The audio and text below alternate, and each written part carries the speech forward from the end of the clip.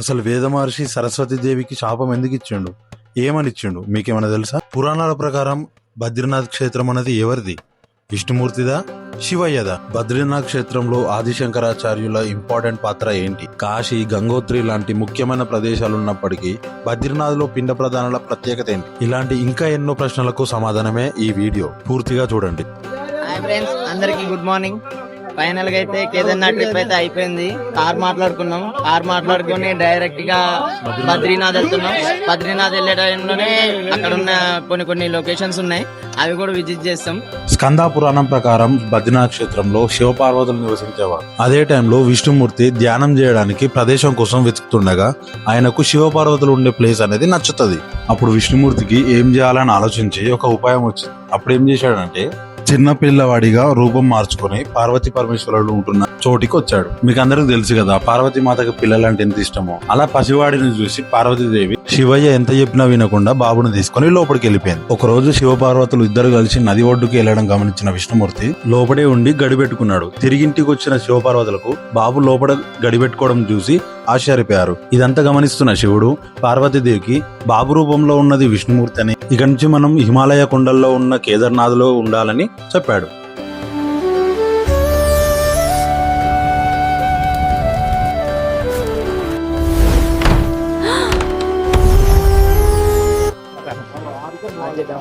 Good morning all. వచ్చినాము ఇప్పుడే కేదార్నాథ్ నుంచి బద్రీనాథ్ వరకు. నైట్ ఎందుకంటే మధ్యలో ఆగిపోయినాం. ఇప్పుడు మీరు చూస్తున్నది బద్రీనాథ్ టెంపుల్. ఆ బ్రిడ్జ్ దాటగానే కనిపిస్తున్న టెంపుల్ ఉంది కదా, అదే మన బద్రీనాథ్ టెంపుల్ అన్నమాట. మీకు బద్రీనాథ్ లో పుట్టిన అష్టాక్షరి మంత్రం ఏంటో మీకు తెలుసా? ఓం నమో నారాయణాయ. దీని అర్థం ఏంటంటే సర్వలోకాలకు ఆధారమైన శ్రీ మహావిష్ణువుకి నా యొక్క నమస్కారాలు అని అర్థం. మీకు ఇంకొక విషయం తెలుసా? ఈ టెంపుల్ 6 నెలలు మంచులోను 6 నెలలు ప్రజలకు దర్శనం కోసం ఉంటుంది. ఆలయంలో పూజారులు చెప్పిన దాని ప్రకారం 6 నెలలు దేవతలు పూజలు చేసుకుంటారని చెప్పారు.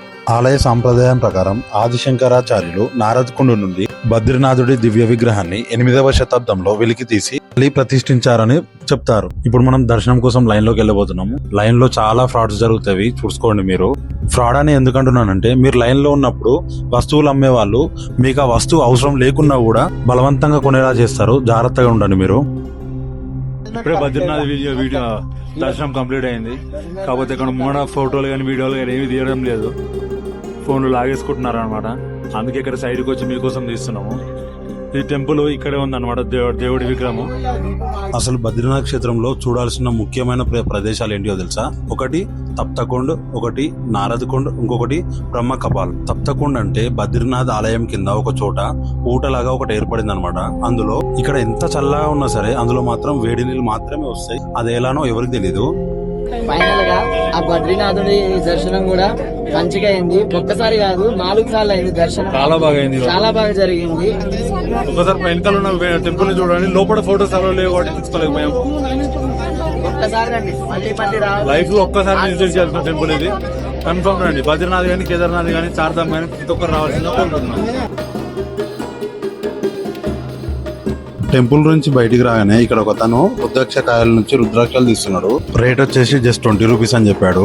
మన లక్ ఎలా ఉంటుందని, మనకి ఏమొస్తుంది అని చెప్పి మా టీం అందరం ఒకసారి చూసామన్నమాట. ఒక్కొక్కరికి ఒక్కొక్క విధంగా ఒక్కొక్క రుద్రాక్ష వచ్చింది.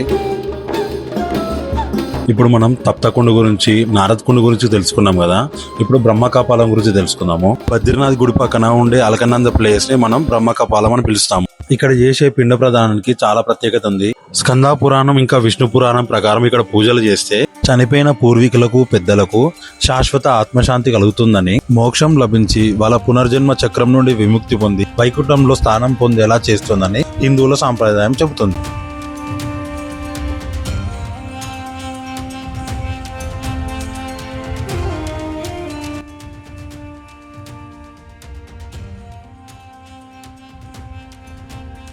పూజా కార్యక్రమాలు మొత్తం పూర్తి చేసుకున్నాక పిండ ప్రదానాలన్నీ గంగలో కలపాలి. చూశారు కదా ఈ ప్రత్యేకత.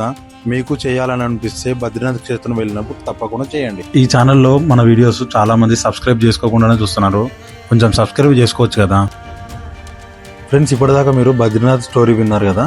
ఇప్పుడు మనం వెళ్ళబోతున్నాం సరస్వతి నది అనే ప్లేస్ కి. అది మనకు మానా అనే విలేజ్ లో ఉంది. ఆ విలేజ్ మనకి బద్రీనాథ్ క్షేత్రం నుంచి 3 నుంచి 5 కిలోమీటర్ల దూరంలో ఉంటది. మనం ఇప్పుడు వచ్చిన మానవ విలేజ్ కి బద్రీనాథ్ టెంపుల్ విజిటింగ్ అయిపోయినాక మానవ విలేజ్ అని ఉంటుంది అనమాట. పాండవులది వాళ్ళు వచ్చిన ప్లేస్ అనమాట. ఇక్కడ వాళ్ళ విగ్రహాలతో పాటు మొత్తం వాళ్ళకు సంబంధించిన జ్ఞాపకాలు కొన్ని ఉంటాయి. అది మనం ఇప్పుడు చూద్దాం. ఇదే మానా ఎంట్రెన్స్, మానా విలేజ్ ఎంట్రెన్స్ అని వచ్చేసి మనకి మానవ విలేజ్ లో దొరుకుతున్నాయి. ఇదంతా హ్యాండ్ మేడ్, ఇవన్నీ ప్రతి ఒక్కటి హ్యాండ్ మేడ్. మనకి చౌకలో దొరుకుతాయి, తక్కువ ధరలోనే మంచిగా ఉంటాయి. మనకి చదివి మస్తు కాపుతాయి, ఇవి బాగున్నాయి, మొత్తం హ్యాండ్ మేడ్. ఒక్కొక్కటి వచ్చేసి వాళ్ళకి 1 hour లో టైంలో అయిపోతుంది. మంచిగా చేస్తున్నారు చూడడానికి, మంచిగా ఉంది. షాల్వా టైప్ చలి మస్తు ఆగుతుంది, ఇది బాగానే ఉంది. ఒకటి వచ్చేసి 200. ఇక్కడ కనిపిస్తున్న షాప్స్ అన్ని లేడీస్ మాత్రమే రన్ చేస్తారు. బద్రీనాథ్ టెంపుల్ 6 నెలలు మంచుతో కప్పుబడి ఉంటుందని ఇంతకుముందు చెప్పాను కదా. ఇక్కడ ఉన్న షాప్ వాళ్ళందరూ 6 నెలల పాటు ఇక్కడ ఉండకుండా ఎక్కడికో వెళ్ళిపోయి వాళ్ళ ఇళ్లలో చేతులతో మాత్రమే కుట్టి మళ్ళీ టెంపుల్ ఓపెన్ చేశాక ఇక్కడికి అన్ని తీసుకొచ్చుకొని అమ్ముకుంటారు వీళ్ళు. ఇక్కడ వస్తువుల ధరలు 100 రూపాయల నుంచి 1000-1500 రూపాయల వరకు ఉంటుంది. అవన్నీ ఫిక్స్డ్ ప్రైజెస్ అయితే కాదు. బ్యారింగ్ మీరు ఎంత బాగా చేస్తే అంత బెటర్ అనమాట.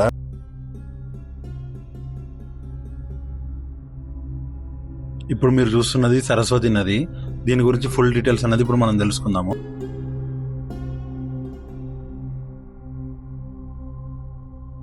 స్కంద పురాణం ప్రకారం అండ్ మానా ప్రాంతీయ కథనాల ప్రకారం సరస్వతి నది తీరం ఎంత పవిత్రమైనదంటే ఋషులు తపస్సులు యజ్ఞాలు చేసే చోటుగా వాడేవారు. అదే చోట మనకు మహాభారతం అనే పెద్ద గ్రంథాన్ని రాయడం జరిగింది. రాసిన వాళ్ళు తెలుసు అనుకుంటా మీకు కూడా. వాళ్ళేనండి వేద మహర్షి వినాయకుడు. అవును, మీరు విన్నది కరెక్టే. ఇందులో వినాయకుడి స్టోరీ కూడా ఉన్నది. యాక్చువల్ ఏమైందంటే మహాభారతం రాసేటప్పుడు వినాయకుడు వేద మహర్షి ఇద్దరు కలిసి రాస్తున్నారని చెప్పి పురాణాల ప్రకారం మనకు తెలుసు. ఇద్దరు కలిసి భక్తి శ్రద్ధలతో కలిసి రాస్తున్నారు. అప్పుడే మనకు సరస్వతి నది ప్రవాహం చాలా ఎక్కువ అవ్వడం వల్ల వేద మహర్షి చెప్పే వాక్యాలు శ్లోకాలు వినాయకునికి చక్కగా వినిపిస్తలేవు. అప్పుడే వేద మహర్షి సరస్వతి నదిని సౌండ్ చేయకుండా స్లోగా పోమని కోరిండు. అయినా కూడా సరస్వతి నది అస్సలు లేదు. సరస్వతి నది ఎంత చెప్పినా ఇంటలేదని చెప్పి వేద మహర్షికి కోపం వచ్చి ఇప్పటి నుంచి నీ ప్రభావం భూమి మీద అస్సలు కనబడద్దు, భూమి లోపలనే ఉండాలని శాపం వేసిండు. అప్పటి నుంచి మానా అనే విలేజ్ లో తప్ప సరస్వతి నది ఎక్కడ కనిపించదు. అక్కడనే భూమిలో కలిసిపోయి అలగనంద రివర్ లో కలిసిందని పురాణాల ప్రకారం చెప్తారు. ఇదండి సరస్వతి నది స్టోరీ. మీకు తెలిసిన స్టోరీ ఏంటో, మీకు తెలిసిన పురాణాల స్టోరీ ఏంటో కామెంట్ బాక్స్ లో పెట్టండి.